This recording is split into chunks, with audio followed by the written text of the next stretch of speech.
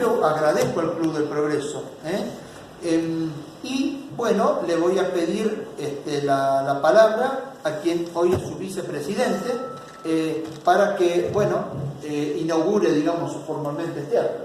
No solamente inaugurar el acto, sino acogerlo a Arnaldo con mucho cariño y afecto, porque al cabo de tantos años, además de la relación institucional, se ha generado una relación amistosa y muy interesante, porque ustedes todos lo deben conocer mucho mejor que yo, que es un hombre de un gran talento, de una gran erudición, escritor, académico, narrador, historiador, que además, lo que decías recién sobre el Club del Progreso, me recuerda que el Club del Progreso se fundó el 1 de mayo de 1852, poco tiempo después, es decir, un mes después de la batalla de Caseros, que como ustedes saben fue la batalla mediante la cual fue depuesto el gobernador Rosas, Juan Manuel de Rosas. Pero además, un año después se sancionó en este club la Constitución, no en este club, pero... Hola. Marité, adelante, por favor. Se sancionó la Constitución Nacional sobre el tema sobre el que va a hablar Arnaldo, de modo que no voy a demorar más. Simplemente quisiera señalar que este club siempre ha favorecido, además de los elementos que ha señalado Arnaldo, el diálogo con miras a la amistad, el diálogo con miras a superar los conflictos políticos, económicos y sociales que sucedieron, como nos va a hablar ahora también Arnaldo, mucho antes de la Constitución, pero una vez sancionada la Constitución, pasaron casi 50 años antes de que la Argentina se constituyera en una sociedad más o menos organizada, porque tampoco hemos mejorado mucho. Esto es una broma. De modo que para mí es un gusto y para el Club del Progreso un honor que Arnaldo aborde la presentación de su libro aquí. Muchas gracias.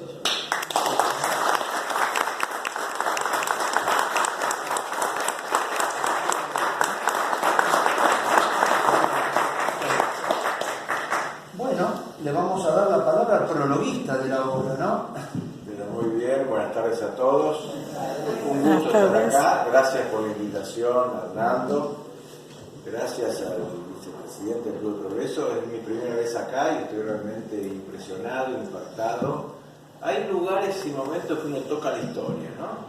Acá yo creo que uno toca la historia.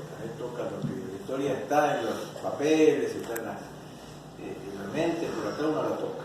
Así que una gran oportunidad y muchísimas gracias. Bueno, no tengo ninguna legitimación para estar aquí, porque no soy historiador ni pertenezco a la Junta. Solo me legitima el amor. El amor al recuerdo de mi padre, Fabio Luga padre, un hombre casi del nacimiento, le gustaba todo, hacía todo. El cariño que le tengo a Arnaldo por vía transitiva y también ahora que estamos relacionándonos más. Un personaje tan querible, Arnaldo, ¿no? Quizás lo hagamos para santo. Vamos a ver, Arnaldo. Quien se vaya primero, el otro me lo pone, el otro como santo. Perfecto. No hablemos de semejantes cosas. Yo espero vivir, no sé vos, Arnaldo, pero yo espero vivir muchísimos años. Más. Sí, no más de 990. Tenemos el Instituto de Longevidad Activa ahora que vamos a ver. Yo estaba mirando precisamente. Entonces, bueno, un recuerdo para Pater. Y bueno, este libro tan interesante, tan bien armado, porque fíjese, con poco texto, tan conceptual, tan profundo. Un libro que trata esos momentos tremendos de nuestra patria. Ese momento en el cual nos habíamos independizado de España, o estábamos en eso y después y no sabíamos qué hacer.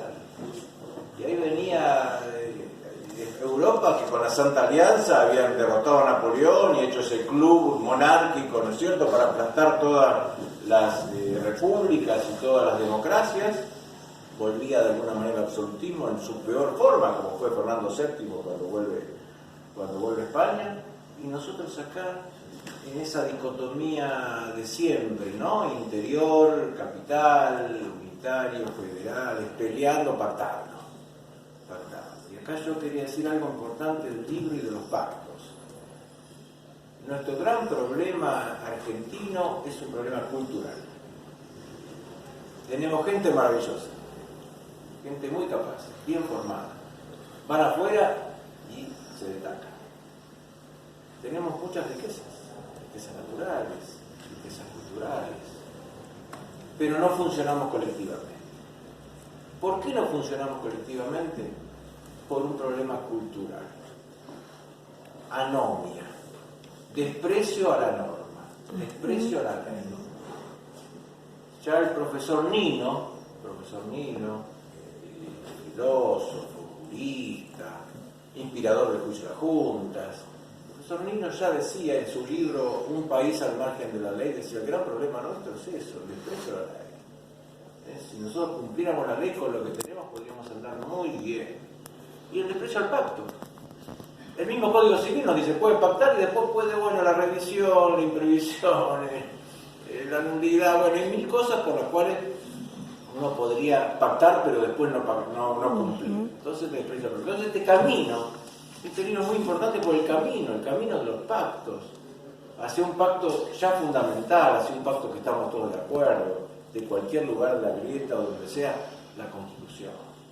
Esto me parece que es fundamental. Por eso el libro para mí tiene una importancia desde ese punto de vista muy grande.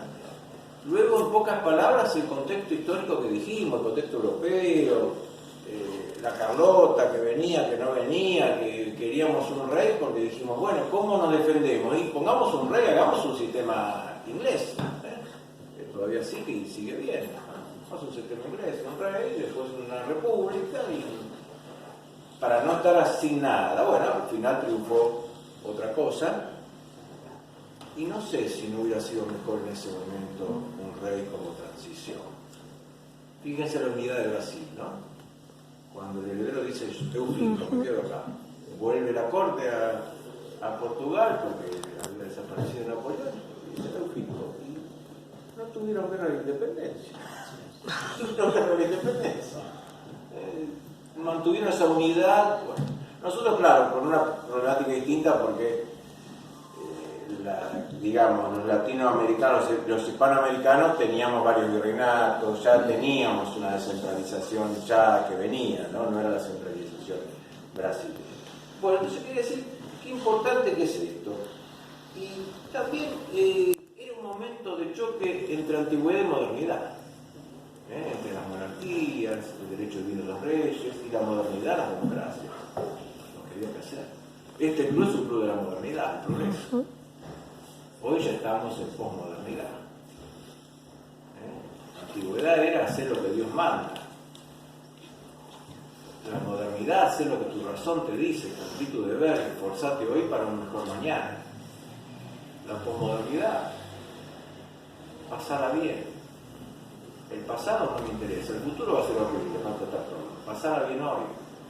Entonces nosotros que hemos vivido, o que tenemos elementos de la antigüedad, por la fe, la religión, la educación, de la modernidad, porque nos criamos con el Club de Progreso, progresar. Y estamos viendo la modernidad, tenemos que tomar los valores de estas culturas y sacarlo mejor. Esto creo que es muy importante. Quiero destacar algo de Arnaldo. Es un libro optimista, porque vos ponés de cada pacto, de cada enfrentamiento, lo mejor de cada uno de los personajes, lo mejor de los próceres. No entras en las enquinas, las miserias, que también hubo, por supuesto, en la de Bruno, sino que esto es un libro optimista, constructivo, de una persona holística. Porque Arnaldo estaba, como dicen los españoles, en el tajo y la tajada, pues, ¿no? Arnaldo es artista, es profesor, es historiador, practica el ceremonial, es un curioso. Yo siempre digo, nosotros tenemos un instituto de longevidad y algo que no nos hace nunca ser viejos es la curiosidad. Mientras nosotros tengamos la curiosidad de conocer, la sed de conocimiento, mientras tengamos la sed de conocimiento estamos vivos. Eso me parece, y mientras tengamos proyectos también, ¿no? Ese de conocimiento, proyecto, también cuida la máquina, alimentación, ejercicio.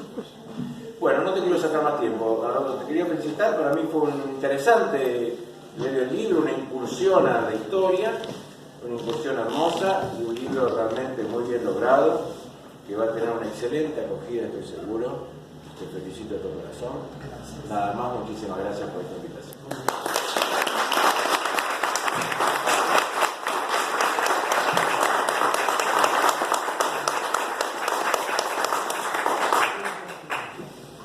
Bueno, primero, muchísimas gracias a todos. Buenas tardes. Vamos a agradecer, aunque ya nos hayamos saludado con muchos de ustedes. Muy buenas tardes a todos. Primero es el agradecimiento al Club del Progreso, a esta institución con mayúsculas, que hicimos este introito, ¿no? Cómo lo habíamos conocido, cómo nos habíamos acercado, conocer si lo conocíamos, y presentar este libro en el Club del Progreso, justamente como decía aquí el prologuista, don Eduardo Mario Fabiedúa, representa un emprendimiento y representa una obra de optimismo, es verdad. Yo siempre trato de ver el lado positivo de la vida. Aquí la doctora Marcela Corno tiene un programa que se llama Máximas Positivas, donde siempre tratamos de mirar el lado positivo. Lo lindo es que podamos tener en la vida el lado positivo de cada una de las cosas. Y el que estemos todos aquí reunidos es positivo. Porque no es positivo solamente para el Club del Progreso, es positivo para mí, que los veo a todos ustedes, es positivo para ustedes y para grandes amigos que nos encontramos, los belgranianos, los avellanedianos, la familia, los de la Floresta, el club. Si el Club del Progreso es el club más antiguo de Buenos Aires, socialmente así lo es, el Club La Floresta es el club de barrio más antiguo de Buenos Aires y me honro el integrarlo. La mayor condición que podemos tener en una institución es el de ser miembros, es el de estar, de pertenecer, de trabajar por ella. Alguna vez llegamos a ocupar la presidencia o no, pero eso no es lo importante. Lo importante son los hechos a través de la obra. Y este libro representa hechos a través del camino. Representa cuestiones positivas. Si nuestros próceres no hubiesen sido positivos, no estaríamos ahí. Eso seguro. La historia no juzga ni supone, pero de haber sido otro, el principio de haberse adoptado y haberse le hecho caso a don Manuel Belgrano, obviamente que la historia hubiese sido otra. Y vaya si hubiese sido otra. Y este libro está inspirado, claro, yo tendría que contarles resumidamente la historia del libro. Ya ven, estoy mirando a Silvia Villamaña, ya la encontré. La suerte es de no tener que hablar con papel en mano, de suerte que los puedo ir viendo a todos, ¿no? Y viendo las expresiones. Por ejemplo, cuando la gente se comienza a acomodar, me decía el doctor Eduardo Mario Fabiedúa, su padre, es señal que ya tiene que terminar. Sí. Él decía, y yo le decía, yo tuve la fortuna de conocer a 3 personas, a 2 de ellas está dedicado este libro. La primera la nombramos hace un ratito, cariñosamente para mí fue mi segunda mamá Helvecia, o la señora Helvecia Parenti de García, quien fue la fundadora y directora durante 60 años del Conservatorio Musical Juan Sebastián Bach, entidad que hoy me toca regir sus destinos, ¿no? Y seguir adelante. A ella va dedicado un libro de ceremonial, una tesina mía que hablaba sobre la llegada y el solio virreinal, aquello de los virreyes, que fue mi tesina cuando yo hice la maestría en ceremonial y protocolo. Y la otra persona fue Edgardo José Roca, cuyos descendientes hoy no pueden estar aquí. Él nos abandonó hace ya 1 año y medio, a los 91 años de edad. Fue una gran persona que fuimos grandes amigos, él me enseñó mucho. Durante su presidencia en la Junta Central yo lo acompañé como secretario general, aprendí mucho de él, recorrimos muchos puntos de la Argentina con él y con su familia, y cuántos puntos de las provincias. La gente de la provincia de Buenos Aires recordarán las jornadas cuando asistíamos con el doctor Fabié Dubois, ¿no? Y primero fue con su padre, Eduardo Mario Fabié Dubois, con el doctor Manuel Guillermo León. Para los antiguos de la provincia, firmaron un convenio entre la Federación de Entidades de la provincia y la Junta Central, y designaron un representante, los dos, a mí. Claro, yo me enteré cuando me habían designado, ese era el único detalle de las cosas que hacían ellos. No me había preguntado. El doctor Fabián decía, usted acepta, pero yo ya lo anoté, ¿eh? Así que podía estar uno tranquilo. Bueno, y eso era bueno. Así que a Edgardo José Roca es un homenaje para él, un bibliófilo, una gran persona realmente, un hombre que quizás debió haber vivido en el Renacimiento, al igual que su papá, pero bueno, le tocó esta época para vivir y encaró muy bien ese desafío.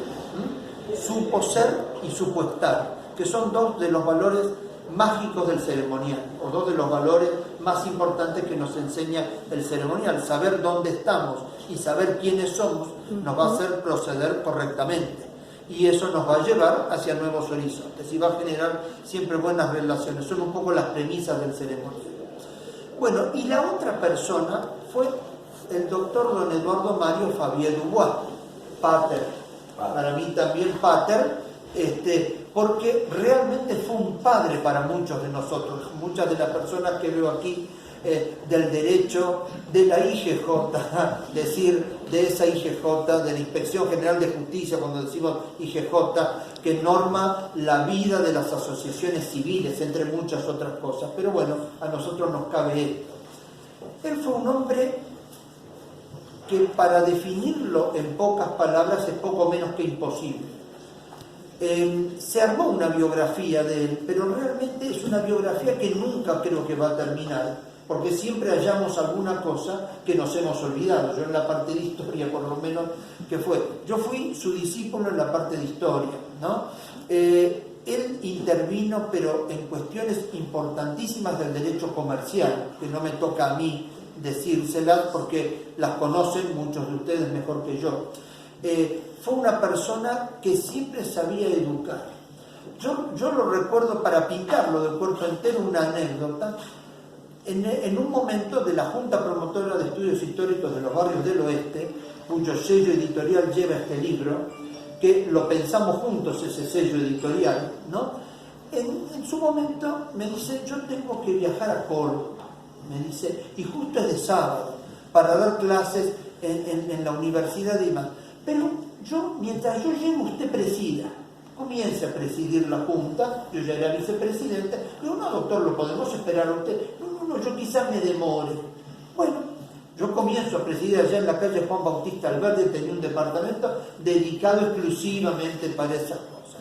Y ahí, Marité, te acordarás vos, también miembro conspicua de la Junta, cuando mamá y el doctor Deiber, que era quien nos daba latín para historiadores. La Junta tenía salas, una de historia eclesiástica, otra de latín para historiadores, otra de genealogía, otra de heráldica, ¿no? Esta Junta Urbi et Orbi. Yo una vez le pregunto, doctor, ¿dónde comienzan los barrios del oeste? Mire, si usted se para en el puerto de Palos, ¿no? Y usted mira al oeste, es todo el oeste. O sea, el Océano Atlántico es un barrio del oeste. O sea, vamos a parecer imperialistas, pero bueno, por ejemplo, era un ejemplo, ¿no?, que él podía llegar a decir. Entonces me dice, usted presida. Entonces yo comienzo a presidir, el doctor Fabián no llegaba. En apariencia no llegaba, lo que les estoy diciendo. Habrá pasado una hora. Al tiempo subió las escaleras. Pero claro, yo no había escuchado la puerta. Él estaba parado en el descanso de la escalera de la calle Juan Bautista Alberdi. No, me dice, lo estuve escuchando y estuvo muy bien, prosiga. No, doctor, por favor, me levantó. No, se sentó a un costado, prosiga. Prosiga, usted haga de cuenta que yo no estoy, era imposible eso que me pedía, pero bueno. Yo pienso que habrá sido la vez que presidí, no con más miedo no, pero digo, con más temor, a ver para dónde voy. Cuando terminé dijo, lo hizo bien, lo hizo bien, pero siempre se puede mejorar.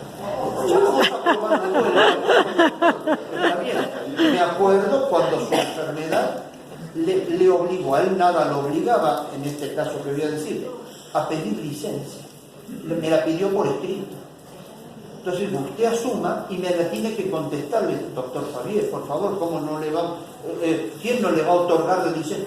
No, porque yo revisto como profesor consulto en la Universidad de Morón, yo si lo recuerdo bien, y también he pedido licencia, entonces corresponde que yo le presente por escrito y usted asuma hasta que yo pueda volver ¿Yo puedo decir algo? Sí, lo podés decir, Marita. Seguíamos con la junta, con la foto de él. Y entonces el señor que nos prestaba la casa me dice, si vos vas, está mejor, él va a venir. Entonces fui a buscarlo. Y me dice, ¿cómo se atreve? Yo estoy en licencia a la facultad. ¿Cómo voy a ir? Claro. Bueno, discúlpeme. Usted no ha entendido nada, me parece. Sí. Usted no ha entendido nada. Era el doctor Fabián. Bueno, fue una Estaban a una persona... cuadra de distancia. Exactamente. así es. Yo digo, ¿por qué no viene? Dice, pero usted tiene licencia en la facultad. Claro, ¿cómo ven? Bueno, y justamente aquí adelante hay un asiento para quienes llegan. También hacemos ¿qué tal? ¿Cómo le va, profesor? Ahí llegó la vicepresidenta de la Junta. Aquí tiene un asiento. Nelia. Nelia, sí. Nelia, aquí tiene un asiento. ¿Cómo no? Bueno, y entonces, justamente ese era el doctor Eduardo Mario Fabián Duarte. Yo no voy a pasar sin decir que gracias a él, la Junta Central de Estudios Históricos de la Ciudad de Buenos Aires le debe su institucionalización, le debe su estatuto, le debe su personería jurídica, y si lo recordaré cuando fui a ver a la doctora Yuntoli, recuerdo siempre por indicación de él, y a don Romero Sosa, que también lo he visto por aquí, para hacer los trámites y seguir adelante, ¿no? Para la vida jurídica de la institución, allá por el año 1997, quiero recordar. Bueno, ese era el doctor Fabián. Y él, entre sus grandes trabajos de la historia, voy a hablar yo, no los libros de concursos y quiebras tan importantes y todo lo que él enseñó en cuanto al derecho, está el Pacto de San José de Flores. Una materia que él me aguijoneó para que a mí fue como que me picó un bicho, y ahora en Flores a veces el otro dice, uy, ahí va el señor del pacto, es claro, que habla del pacto, ¿no? O sea que me conocen más por el pacto que por mi nombre y por mis apellidos. En ese queridísimo barrio, hoy barrio de Flores, que fue cabecera de un partido provincial y origen de más de media ciudad de Buenos Aires, 23 de los actuales 48 barrios. Tenemos efectos sonoros también, completo, realmente. Así todo, mi voz todavía de docente sirve sin el micrófono, así que todavía podemos. Bueno, así que le digo, él hizo un prolijo estudio con el doctor Juan José Cresto y con el doctor Natalio Jerónimo Pisano, publicado allá por 1984, donde hablaron del Pacto de Unión Nacional o de San José de Flores. Y él habla de todas sus consecuencias jurídicas. El pacto es con lo que termina este libro. Por eso es un breviario de historia constitucional argentina. Y no habría constitución, no como la conocemos hoy, si no hubiese habido un pacto de unión nacional o de San José de Flores, ¿no? O sea, está situado en la pirámide jurídica, como pacto, como acuerdo, como convenio. Y yo les dije que les iba a contar la historia de este libro. Y lo voy a hacer en 1 minuto 30 segundos, pueden cronometrar. Resulta que en el año 2019 yo concurría a la jornada de historia del partido de Pila. Y aquí está una gran amiga, que es la presidenta de esa junta, Silvia Villamaña, la profesora Silvia Villamaña, que fue discípula y fue digamos, amiga de grandes amigos. ¿Cómo no recordar a José Sánchez y a Irma Talá? Aquellos que en la provincia de Buenos Aires lucharon por el devenir de la Junta. José Sánchez, yo pienso que estaba, no sé si idolatraba a mi persona, porque un día se vino desde Tigre a Mercedes para escuchar una conferencia a mí, y se quedaron a dormir en Mercedes porque no podíamos volvernos en esa hora, ¿no? Mercedes está a 100 kilómetros de la ciudad de Buenos Aires, como todos ustedes bien saben, ¿no? Y la conferencia había terminado tarde. También estaba Nelly, en esa jornada estaba con tu marido, recuerdo mucho, el escribano Rodríguez. Y de esa manera, bueno, en el 2019, la Junta de Estudios Históricos del Partido de Pilar, así como la Junta de Estudios Históricos de Martínez, Vicente López y otras entidades tienen que, por costumbre, que yo cierre la jornada de historia cuando hacen con una disertación a mi cargo, ¿no? Eso sí, saben que en 15 minutos termino, eso también lo saben. Y cuando se acercaban los 200 años del Tratado de Pilar, Silvia me dice, ¿qué tema vas a preparar? Que alguna vez ha puesto tema sorpresa en la jornada, porque yo no tenía tiempo de preparar, llegaba y hablábamos un tema siempre, ¿no? Y yo le digo, voy a hablar del Tratado de Pilar y de los pactos preexistentes, le digo, Silvia.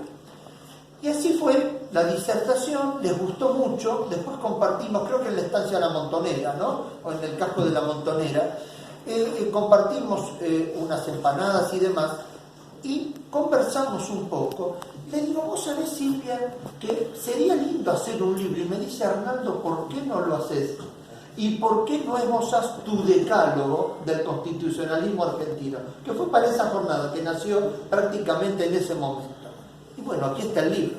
Señal que hemos cumplido, por lo menos dio sus frutos. Pandemia de por medio y una serie de cuestiones. Bueno, ¿por qué este libro?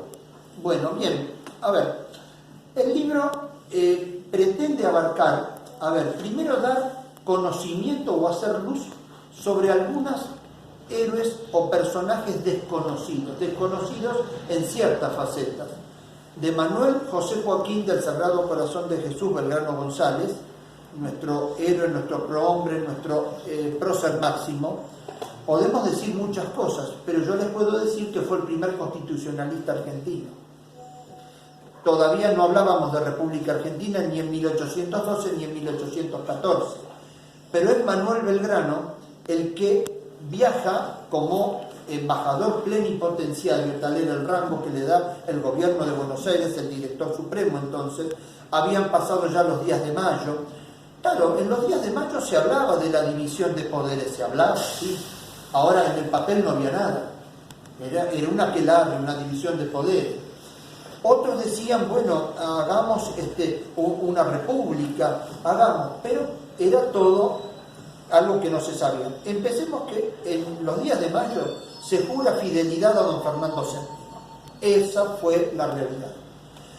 Porque no se pensaba en una emancipación, no estábamos preparados para ello. Belgrano lo sabía, es el que más lo sabía. Muchos otros también. San Martín, que viene de Europa y en 1812 se pone a las órdenes ya del gobierno de Buenos Aires, también lo sabía. Pero Belgrano y San Martín es el que le va a dar dimensión panamericana al proyecto de Belgrano, al proyecto de unidad nacional que tenía Belgrano. Belgrano es el que piensa y redacta una constitución. Belgrano quería una monarquía, sí. Fue autor de 3 intentos monárquicos. ¿Por qué? Sería la pregunta, porque algunas personas se podrían sonrojar o se podrían brotar como una monarquía. Hay que pensar en aquella época. ¿Qué era lo pensable? Si había un Congreso de Viena que reinstaló a todas las monarquías, o sea, después de la caída de Napoleón Bonaparte, ¿no? Sigamos la historia. Cae Napoleón Bonaparte y después vienen los 100 días de Napoleón, ¿no? Pero el Congreso de Viena reinstala a todas las testas coronadas en el trono de sus ancestros. El mismo Fernando VII vuelve, más absolutista que antes, por cierto. Entonces, pensar en una monarquía, pero monarquía atemperada o temperada, le decían ellos, el vocablo hoy es atemperada, justamente era pensar Y él escribe una constitución en 13 artículos. Bueno, lo bueno mejor si breve, dice. Pero en los 13 artículos da la división de poderes, ejecutivo, legislativo y judicial, y dice cómo había que hacerlo. Ese es el mérito de Belgrano como primer constitucionalista argentino.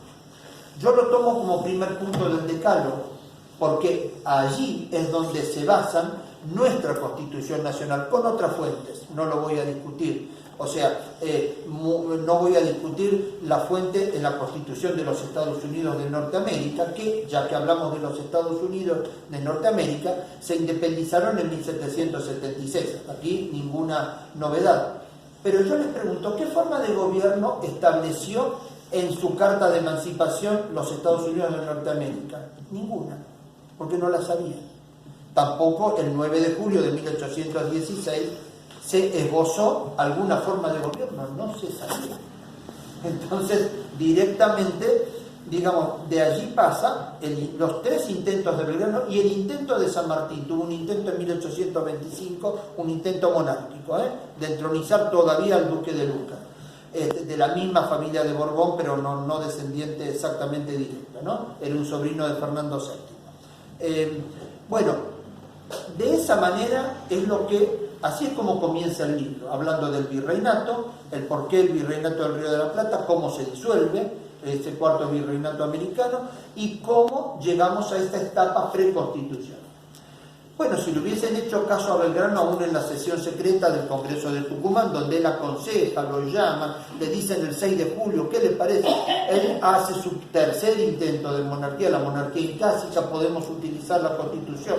Le dijeron que sí, para que se fuese tranquilo, se fue a su casita en Tucumán.